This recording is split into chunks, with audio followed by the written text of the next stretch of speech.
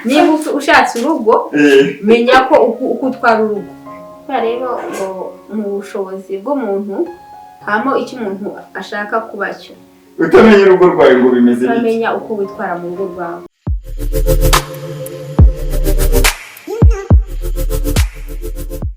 Mwiriwe neza, twongeye kubasuhuza abakurikiye 05 TV.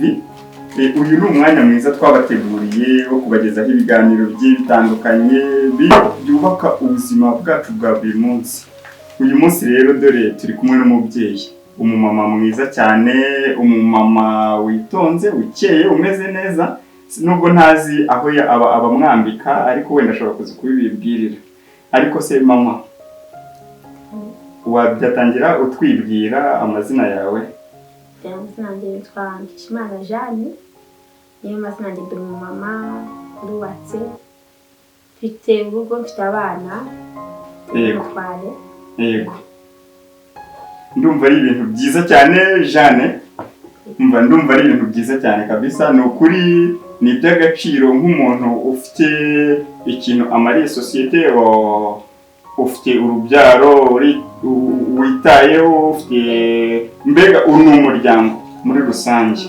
Ariko mu by'ukuri binkundiye byatangira usengera kino kiganiro tugiye kugirana. Ikiganiro ni cyiza, mbanje no kwashimira abantu ko nshima n'Imana. Muri kuri byose tubikeshayo, tutari kumwe nayo rwose ntaho twagera. Tubahe Imana dusenge. Mana nyiribihe byose, wowe mugenga w'ibiriho, umenya ibyabaye n'ibizaba, ukatubeshaho ku manywa na nijoro, ukamenya abantu bose nk'uko wabaremye, ukabaremera ibibakwiriye. Natwe turagushimiye mu masaha nk'aya ngaya. Tugushimiye ko watumenye ukaduhuza kugira ngo tuvuge ibikwiriye kandi bifite umumaro kuri twe no ku bandi, kuko ni nabyo ushima, ni nabyo ushaka ko twese tugira umumaro kandi tuwugiriranye. Niyo mpamvu natwe dusenze twifuza ko abagiye gutega amatwi iki kiganiro bagira kunguka, bakagira icyo batwungukiraho, ndetse natwe tukagira ibyo twungurana nk'ibitekerezo byiza byatugeza ahazaza heza. Niyo mpamvu tutabura kukwiragiza gukora ushobora byose mu izina rya Yesu, amen. Jeanne, urakoze cyane mu isengesho ryiza, turagije Imana kino kiganiro tugiye kujyamo, ariko mu by'ukuri ntibabashije gusobanukirwa ikiganiro. Jeanne, uyu munsi tugiye kuganira ku kiganiro. Muri ino minsi hari ikibazo cy'ingo zitari kugenda neza. Ibyo si iminsi gusa, ni ibintu mbese bibaye nk'ibigezweho cyangwa se biriho binagaragara ahantu henshi cyangwa se mu ngero nyinshi mu bantu benshi. Ese Jeanne, ubona ari iki kiri kubitera ubundi? Ko turi kubona n'urubyiruko rwinshi ruri gutinya gushaka kubera iki? Ibintu biri kugaragara mu ngo mvuga ngo biteye ubwoba. Ariko icyo nicyo nuko biteye ubwoba. Nimba hari urubyiruko ruri kwanga, n'urubyiruko nabagiye kwinjira mu buzima bw'urugo, bari kwibaza impamvu ashobora kuba yashaka ariko yabona abamubanjirije nta buryo bugaragara buzima ari kubakuraho, nta mumaro bari kutwereka nk'urubyiruko cyangwa se nk'abitegura gushaka. Ni iki wababwira ubundi abo bantu? Abo bantu rero ntabwo ari ukabwira ijambo rimwe nonaha, kuko ibibatera ubwoba ntabwo bizavaho, ntibigeze binavaho, bitewe n'ibyo babonesha amaso. Gatanya ku bana batateganije imibanire yabo, n'aba bana nabo ugasanga imibereho ntabwo imeze neza, ubwumvikane ntabwo, bitewe hari benshi bashingira ku mitungo, benshi bashingira ku byo babamo. Mbese ubuzima bwa buri munsi butuma abantu bagira imibereho y'urugo rutameze neza. Mbese Jeanne, ntabwo uciye mu ijambo, ubona ibintu bishingiye urugo rushingiye ku mutungo atari ngombwa? Ni ngombwa mu gihe mwembi mubigizemo uruhare. Umutungo ugira ahantu uva, ugira n'uko utungwa. Kuko umutungo ntabwo utoragurwa. Nubwo ari umugisha, ariko umugisha ugira abawakira, uko bafata uwo mugisha, uko umugisha umuntu awakira, uko awitwaramo. None se Jeanne, ko turi kubona igitsina gore cyangwa se abakobwa benshi bari kuza aricyo kintu bitwaje, bashaka umutungo, mu kanya gato divorce zikaba zarajemo. ese icyo kintu wababwira nk'iki abo bakobwa? icyo navuga ko nuko na wa mutungo ushaka kugeraho utarawukoreye ntuwugumane, kuko ikintu utazi gukoresha ntabwo byakunda ko ugifata kandi utazi uburyo ki ugikoresha. Ushobora gushaka amafaranga ariko utazi kuyakorera ntabwo wayabona, no wayabona naho utazi kuyakora no kuyajera ntabwo wayatunga. None se nk'abasore bo wababwira iki? Abasore nabo ni kimwe n'abakobwa cyangwa se ni kimwe n'undi muntu wari wese washaka kugera ku kintu byihuse atazi uko yakibona.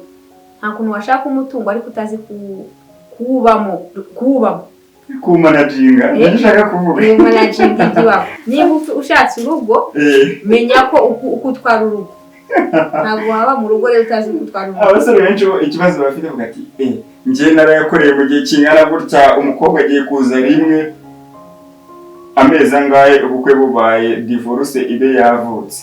None nabo ndi kumva ngo imyanzuro igenda ifatwa gake gake ati nimba ari ibyo natwe ntabwo turi buyiyandikeho. Ese koko icyo kintu wagishimira urubyiruko rw'ubu cyane nk'abasore bajya gushinga ingo ubu ngubu?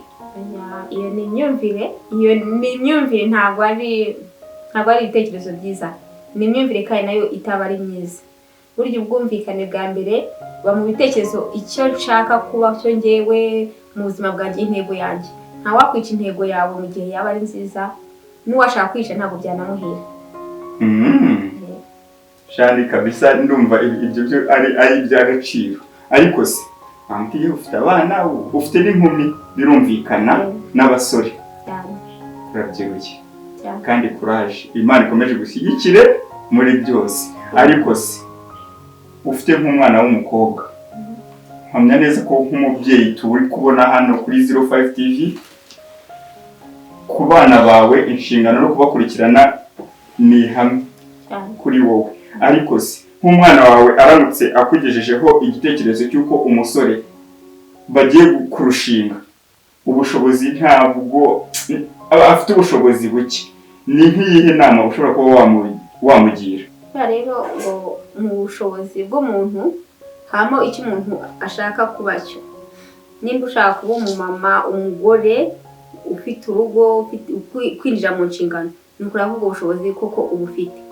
Niyo mpamvu uzubaka urugo rudafite ubushobozi ntacyo rushingiyeho, ku busa gusa. Reba icyo uri cyo, reba icyo ukora, reba uko umeze, umbwiye nimba wahava ubwo ubushobozi bwo kuba nyir'urugo cyangwa se urugo, kuba umugabo cyangwa umugore. Uri umugabo ariko ngo nta kintu ufite. No handi rero nimba nta ntego ufite, nta n'icyo ufite, nyine handi ntacyo rwubakiyeho. Ubwo rutagiye rwubakiyeho rero urasenyuka. Ntaguciye mu ijambo, muri no mese urabizi ko igitsina gore kugushaka amafaranga ni ibintu byanyu pe, ngo twarabasize, ahubwo noneho ndi kubona mwarabisize ku rwego rwo hejuru. Ariko se urugo ni ngombwa ko arujyamo kubera yuko hari ikintu gihari gifatika? Ni ngombwa kwigira, si ngombwa kuba umutwaro ku babyeyi cyangwa ku gihugu. Si ngombwa kuba umuntu udafite uburyo ubwo wakwiporogaramu ngo nawe wibesheho. Yego. Nimba utaramenya kwibeshaho, ntabwo uzajya kubeshaho umuryango uzagukomokaho. Gushaka amafaranga, gukora, ni uburyo mu buzima.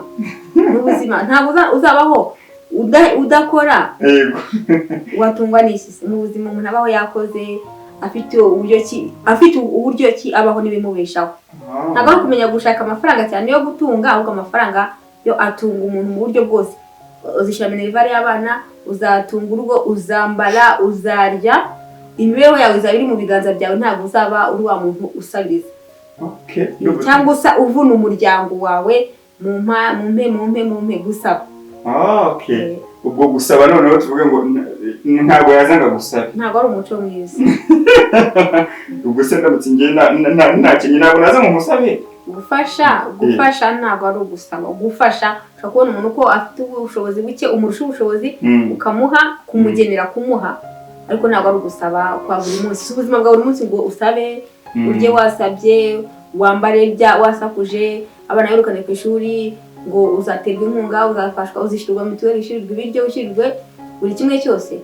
Menya gukora kugira ngo wibesheho. Ni sawa kwibesha, ukwigira.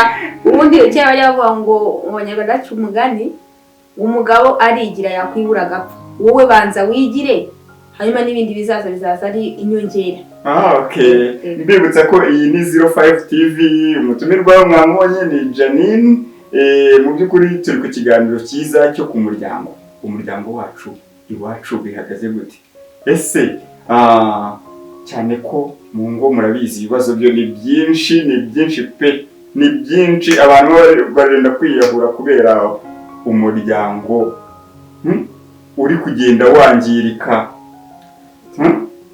Ariko se Jane, ikibazo cy'amatsiko buriya mu by'ukuri mu muryango wacu dufite turi kubona ingo nyinshi ziri kugenda zisenyuka. Ubwo weho urwubatse neza, ariko ntabwo navuga ngo ni cyane kuko umunsi ku munsi impinduka ziraba. Impinduka zo zirahari mu buzima, ariko ugendana n'ibihe. None se kugira ngo ugire umuryango mwiza byibuze ni nk'iki ugenderaho cyane, nk'iki ubona kigufasha?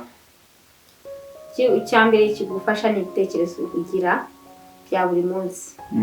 Kuko ntabwo wavuga ngo ntubugendane n'iterambere kandi aribyo riyoboye isi, kandi isi iriho abantu.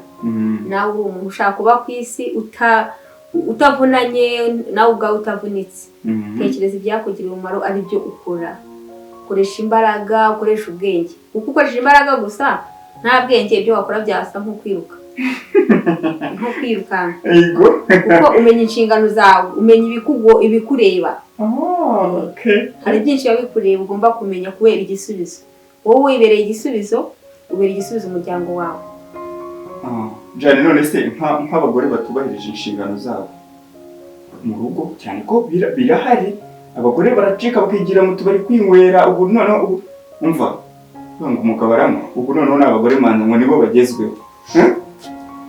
Buriya rero si uyu munsi, na kera byahozeho. Yego. Akamero k'umuntu, uko umuntu ateye atekereza, niba umuntu yarakuze yibera muri ubwo buzima akabubamo, ntabwo azahindurwa n'urugo kurusha uko ibitekerezo bye byamuhindura, cyangwa se uko yakuze, cyangwa se uko ataratekereje ibifite inyungu ku buzima bwe. Inzoga cyangwa se kuba mu bundi buzima bwo hanze butari ubw'urugo, utamenya inshingano zawe, ni za nshingano nyine utamenya ngo urinde. Okay. Utamenya urugo rwawe ngo bimeze bite? Utamenya uko witwara mu rugo rwawe. Nari ngiye kukubaza ikibazo kigenda ku bagabo, ariko nsanze umuamuzi ibyanyu. Igitsina gore baba bazi ibyabo cyane kurusha. Ako se buriya buri namugane kugira ngo umugabo agucike mu rugo agende. Buriya abagore kenshi biterwa n'iki? Byanze bikunze ubwo ufite urugo rwiza, hari nk'ibintu ubuzi bibanga mu rugo byibuze, ubu uvuga ati iki ngiki iyo utakitwayemo neza umugabo aragucika da. Yego. Uri umugore ntiwananirwa kumenya umugabo, kandi n'umugabo ntiwananirwa kumenya gahunda z'umugore. Kuko mu rugo ni ukuzuzanya, ubufatanye, n'ubwumvikane. Ibyo bintu byombi iyo habuze kimwe, hakabura ibiganiro, hakabura mbese kuzuzanya, ubwumvikane, n'ubundi birapfa. Okay. Ubwo no kuvuga ngo urugo rwiza rugendwa n'ibitekerezo cyane, gushyira hamwe, gushyigikirana, kubiganiraho byagenda gute, ariko mugenda byari byiza. Kuko iyo mudahuje ibitekerezo murahuza buri kumwe agenda uko n'undi. Nese njya numva benshi babishyiramo Imana, ngo buri Imana niyibubakira. Imana yubakira abantu bafite ubwenge. Apana kuvuga ngo nuko bafite ubumenyi. Ubwenge n'ubumenyi mu isi biratandukanye. Ariko ifite ubwenge wahaye Imana ikavuga ngo n'ubwo ubwenge nzakureka. So kuko ubwenge n'ubwo ubwenge bundi nudatekereza ibyakugirira umumaro nyine n'izakureka. Okay. Nabyumvishe rwose, uri umubyeyi mwiza. Niyo mpamvu ingo nziza zitazabura kuri ino si. Nubwo hari abafite ingo mbi, bagabo, bagore, cyangwa se umuryango wowe ufite urugo rutameze neza, ihangane, ntabwo ari iherezo ry'ubuzima, ariko wishakira ibisubizo aho bitari. Nimba ubona urugo rwawe rutari kugenda neza, mu by'ukuri wumvishije inama nyinshi ushobora kuba wagenderaho. Dusoza, iyi ni 05 TV. Ni iki wabwira abakurikiranye 05 TV by'umwihariko ku muryango wacu dufite muri ino minsi, mu magambo make? Nkuko twakomeje tubiganiraho, intego nyamukuru kumenya uwo uri we, kumenya uko wabaho, kumenya uko wakwitwara mu buzima bwa buri munsi ni ikintu cya mbere gishobora kukubeshaho, kikabeshaho umuryango wawe neza. Utabaye ikibazo kuri umuryango wawe, utabaye ikibazo mu muryango, utabaye ikibazo kuri wowe ubwawe nawe wibereye ikibazo, kandi n'abagukomokaho utababereye ikibazo, cyangwa se ngo bagire umutwaro ku gihugu.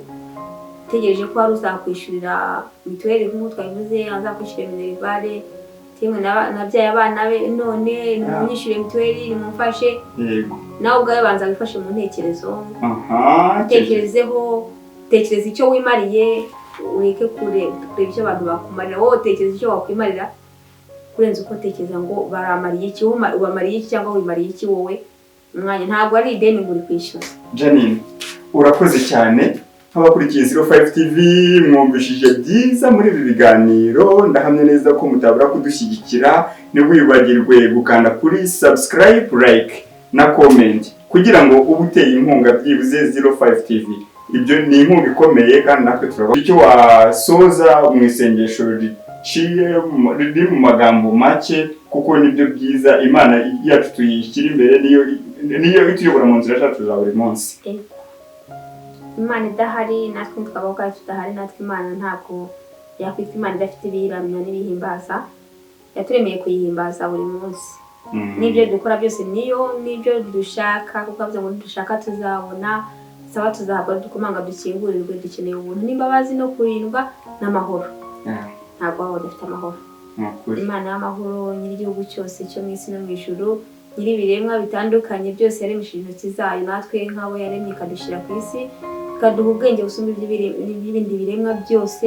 Turi imbere y'amaso y'Imana, turi mu butware bwayo, mu budahangarwa bwayo, tuyiragiza buri munsi. Niyo ifite kurinda ntihagire umuntu uba mu butware bwayo, niyo itegeka ibiba bikaba ndetse n'ibizaba ikabimenya mbere y'uko biba. Yari izi ko uyu munsi cyangwa iki gihe hari abakeneye kuzumva amagambo ahindura icyerekezo cyabo. Natwe rero nibyo dukora, nibyo dusaba ngo Imana idushyigikire muri byose, itubere Imana natwe tuyibere abayubaha. Tubyizera gutyo kugira ngo tugire umumaro ndetse n'igihugu tubamo, tugisengera kugira ngo tukigenderemo, tugitunganiramo, tugikoreramo ibiduhesha umugisha n'amahoro no kurama no gukiranukiramo mu izina rya Yesu. Janine, urakoze cyane. Imana iguhe umugisha, ugendane n'Imana. Namwe musara ahoro.